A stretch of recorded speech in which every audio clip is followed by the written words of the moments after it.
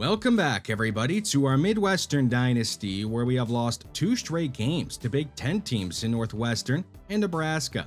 So we're trying to end a losing streak here today, but also looking to get off to a good start in conference play as we take on Middle Tennessee State, the Blue Raiders, who would fumble the ball on their first possession of the game. Josh Wood would force it, and George Scales would recover it. Unfortunately, the offense, it would fail to capitalize. So this game, it would remain tied at 0, and the Blue Raiders would get the ball near midfield, but turn it over again as Kevin Campanaro would clobber Luther Richardson, the Blue Raiders quarterback, knocking the ball out. And Taylor Sanzenbacher, he would scoop and score to give us a 7-0 lead. Campanaro, he is a player that I talked about at the end of the last episode, who is deserving of more playing time, and he's doing pretty well here, giving us a 7-0 lead. All the way back at our own 7, they would leave Gabriel Bromell one-on-one on 2nd and 21 after a bunch of penalties, and that would be a giant mistake as Bromell would make a catch, turn upfield, and take it 93 yards for a touchdown, the longest passing touchdown in Midwestern history, to give us a 2-score lead. 20-7, nearing halftime, the Blue Raiders did get a touchdown, but we got a couple of field goals on the board to keep it a 2-score lead. And we would get a sack here from Kevin Campanaro, who keeps up his good play. That would keep this a 20-7 game. Late in the third quarter, we're going to toss it left side to Avery Sizer, who is dealing with multiple injuries, but he's going to power on through and get us a touchdown here, his 5th of the season. And we're only 3 games in and 3 quarters in. So not even full 4 games in, and he's already up to 5 touchdowns this year. The Blue Raiders, down big, would get desperate here and turn the ball over. It would be George Scales getting an interception, his 2nd of the season. He always seems to be in the right spot at the right time. He was also able to get the fumble recovery earlier in the game. With the ball outside the red zone, Forrest Fry, he's going to look really healthy here, no longer having that knee brace on his right knee. He would deliver a strike to Gabriel Bromell, his 2nd touchdown of the game, and that would give us an even bigger lead, up 34-7 in the 4th quarter. And the Blue Raiders, they would turn it over again. Ethan Dugan, another player I talked about deserving more playing time, and he's going to reward us when we do give him more playing time by getting a pick 6, our 2nd defensive touchdown of the game, as we extend it to a 41-7 lead. Now the Blue Raiders would make it 41-21, so they did cut into the weed a little bit, but Willie Wise, he's going to pretty much end the game here by getting a touchdown. His first touchdown of his career. It's a great moment for the redshirt senior team captain running back to be able to get his first touchdown of his career. The Blue Raiders, they would end up chucking a Hail Mary up with 0s on the clock, and they would end up getting it. After a deflection, it would fall into the hands of their top tight end, Ben Key. So they do end up getting a Hail Mary, but they will fall short in this game, losing 48-28.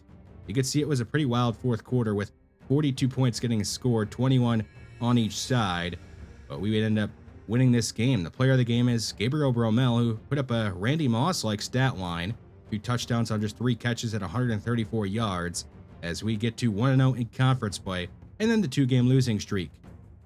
Our defense was not perfect in this game. They gave up 28 points, but we can overlook that because the defense had 4 takeaways, took 2 of them back for touchdowns, and scored 14 points of their own. Anytime your defense is scoring multiple touchdowns in a game, that's a pretty good thing. The offense wasn't amazing. Just a 44% completion percentage out of Forrest Fry, who went 11 of 25. He did throw 2 touchdowns, but a 44% completion percentage, not great, and usually is not going to be good enough to win you games. He at least did hit a couple of touchdown passes to Gabriel Bromell, and we didn't turn the ball over on offense, so I guess they did enough. Kevin Campanaro, he goes out there and earns CUSA Defensive Player of the Week honors, getting 2 sacks, including a strip sack that we took back for a touchdown. I did mention it during the game that Campanaro is a player we talked about at the end of the last episode that is deserving of more playing time, and then he goes out there once we give him more playing time and does what he just did.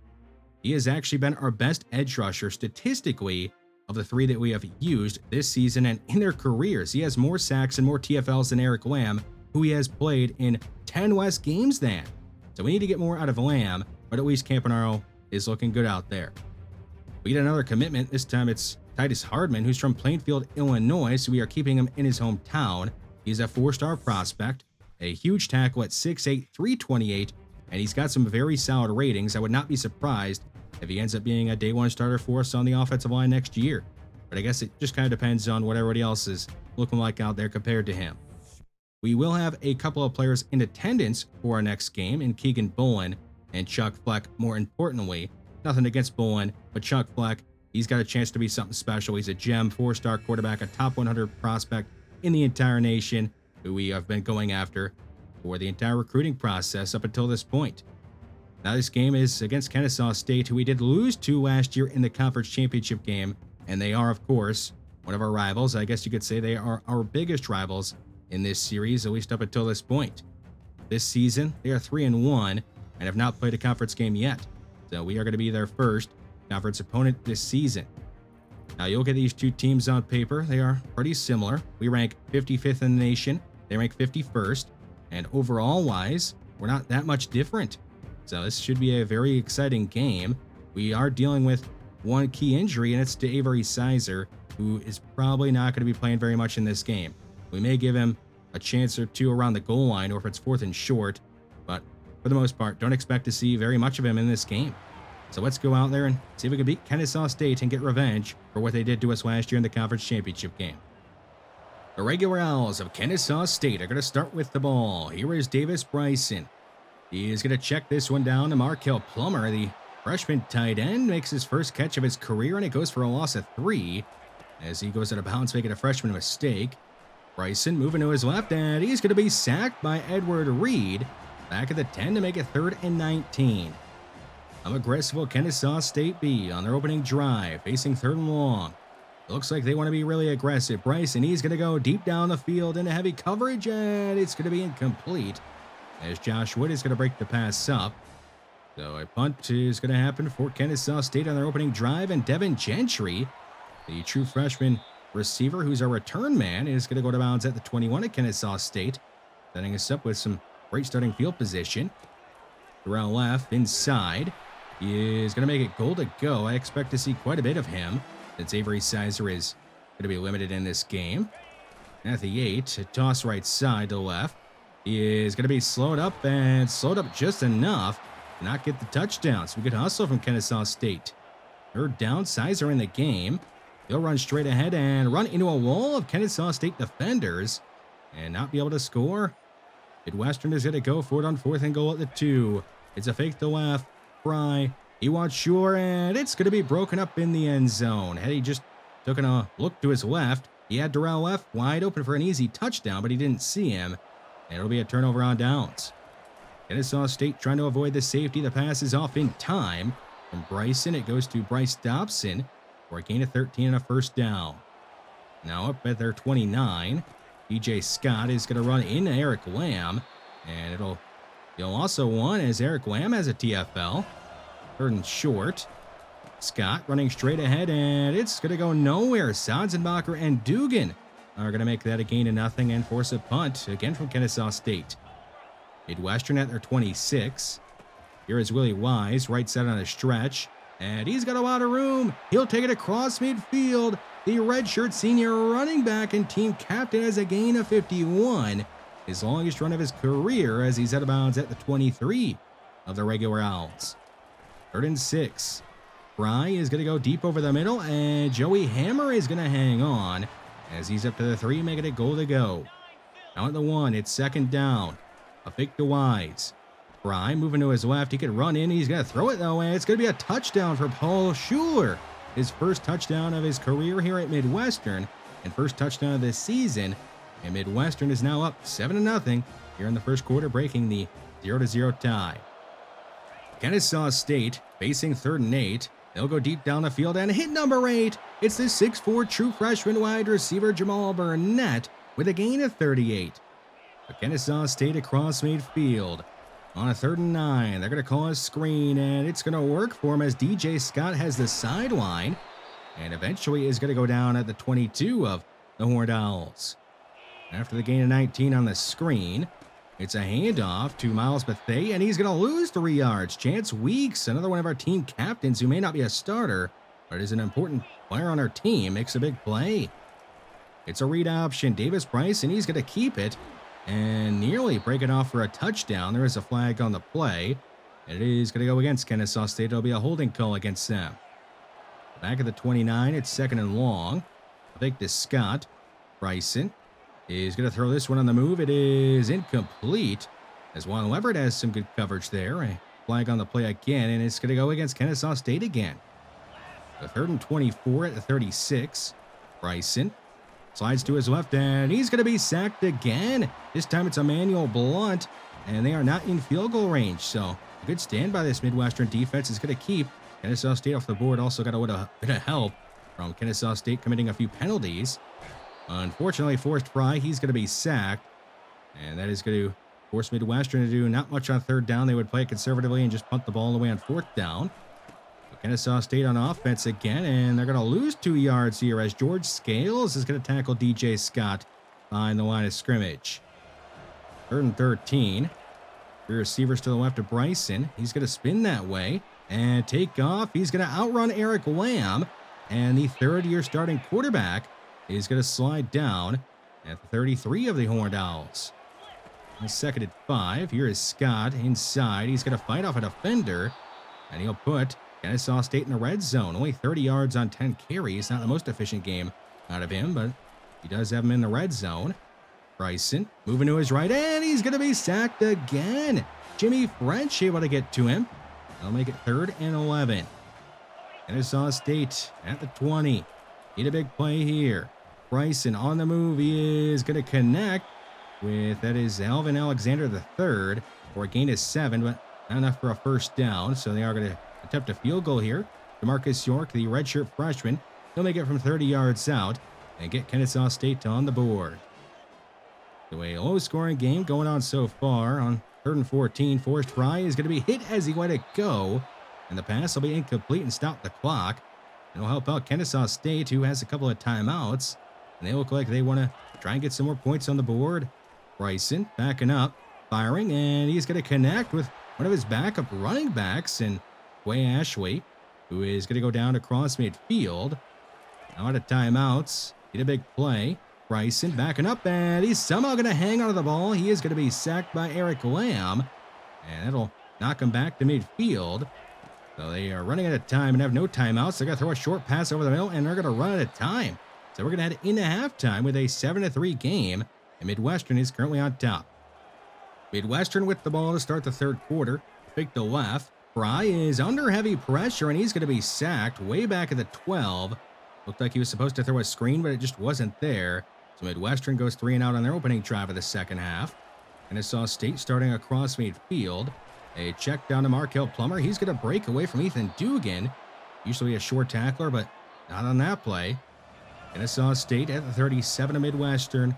Down by 4. They're going to go to a play-action pass, and it's going to be a sack. Eric Lamb has a sack here, his 2nd of the game. And that is going to force a punt from Kennesaw State, who are not quite in field goal range. So Midwestern hoping to take control of this game. They're going to throw a quick pass left side to Paul Schuler. He's got a lot of room to run. Down the sideline. He is drilled down at the 41 of Kennesaw State with a gain of 46. The biggest play of the day for this Midwestern offense. Finally an explosive one. We've been waiting for it.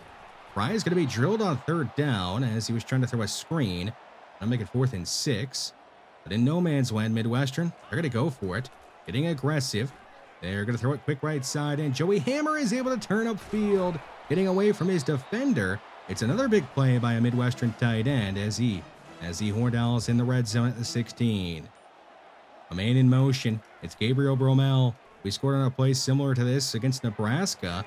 We're not going to score here, but Joey Hammer will make a catch and pick up a couple of yards.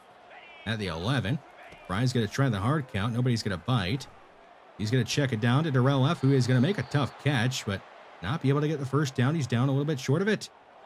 So Midwestern is going to go for it on another 4th down. Fry facing quick pressure, throws over the middle, and it'll be a touchdown. Gabriel Bromell has his 4th touchdown of the season, and he leads this Midwestern team in terms of receiving touchdowns, and he will deliver the Horned Owls a 2-score lead. Up 14-3 after that very important touchdown.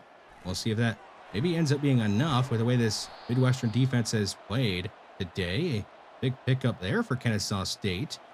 Now at midfield on 2nd down. Too much time for Davis Bryson, who's going to check it down to Scott. And he's going to pick up a huge chunk of yardage as he's down at 34 of Midwestern. Now at the 27, another second and short. Big from Bryson, who's going to take off and run by Moore and slide down to the 18. And Kennesaw State in the red zone. Out of a pistol formation. Blitz on the way. Bryson is going to spin to his left. Throw to the end zone one-on-one, and it's nearly intercepted by Ben Edmonds, who at least is able to prevent the touchdown. 3rd and 6. Scotty's going to run straight ahead. He's going to break a tackle and nearly score. He'll at least make it goal to go for Kennesaw State. At the 3, it's 2nd down. Scott, right side he is, into the end zone, easy. And Kennesaw State has their first touchdown of the game. They're going to make this a 1-score game here in the 4th quarter. They are going to go for 2, trying to make this a 3-point game. It's a fake to Scott. Bryson moving to his left. He is under pressure, and he goes down. Enrique Roundtree on the blitz is going to get the sack and keep this a 14-9 game.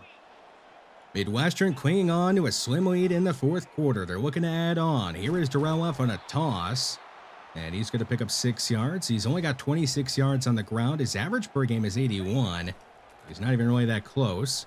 They'll run left side and run by a defender. Take it across midfield and get tackled down at 39 of Kennesaw State. That is easily his best run of the game up until this point. Probably got to throw it here on 3rd and 9 at the 38. Fry is going to leave the pocket. He didn't have to. And now he's going to make a throw on the move, and it's going to be incomplete. Had it been a perfect throw to Gabriel Bermel, it could have been a touchdown. Instead, it'll be incomplete. In Midwestern, they're going to play things conservatively and punt the ball away. Hoping to then Kennesaw State back deep, they will. Seth Hearns is going to have the punt go to bounds at the 6, so trust has been put in the defense. We'll see if they can get a stop. Kennesaw State, they have to go 94 yards to score a touchdown. In order to take the lead, a big run for DJ Scott, who's had a pretty impressive game. He came into this game with only 7 carries for 58 yards and 2 touchdowns on the season, and he has already surpassed his carry total and yardage total. He needs 1 more touchdown to tie his total for that, and that would keep Kennesaw State in the lead. They're going to run him again right side, and he's got a first down. Is out of bounds at the 46, as we are now under 3 minutes to go in the 4th quarter. On a 1st and 10, they're going to go out of the pistol and look to go to the air.